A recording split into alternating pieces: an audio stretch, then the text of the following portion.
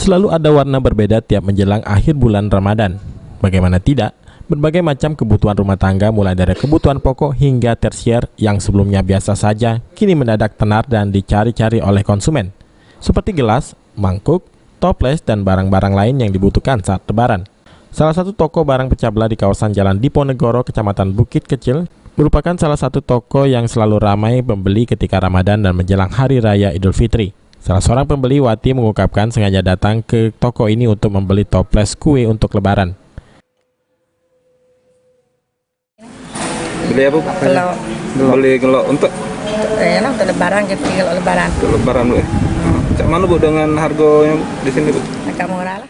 Sejak H-10 menjelang Hari Raya Idul Fitri terjadi lonjakan pengunjung dan pembeli hingga 20% dari hari biasanya.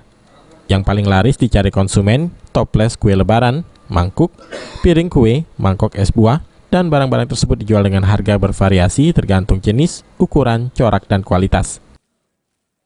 Sudah H-10 sudah mulai ramai. Nah, sekarang sudah mulai berkunjung, sudah ramai. Toples dominan dicari untuk Lebaran sekarang. Iya. Untuk harga sendiri Bu? Harga kita tidak mengalami kenaikan, tetap seperti yang lama. Alhamdulillah meningkat. Berapa persen Bu itu?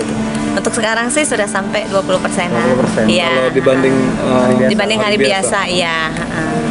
Ada jenis-jenisnya nggak Bu? Jenis apa yang paling dicari Bu? Paling dicari yaitu tadi seperti toples, mangkok cuka, piring kue, sendok garpu. Kalau Untuk persiapan Lebaran. T-shirt itu. Heru Wahyudi, PAL TV.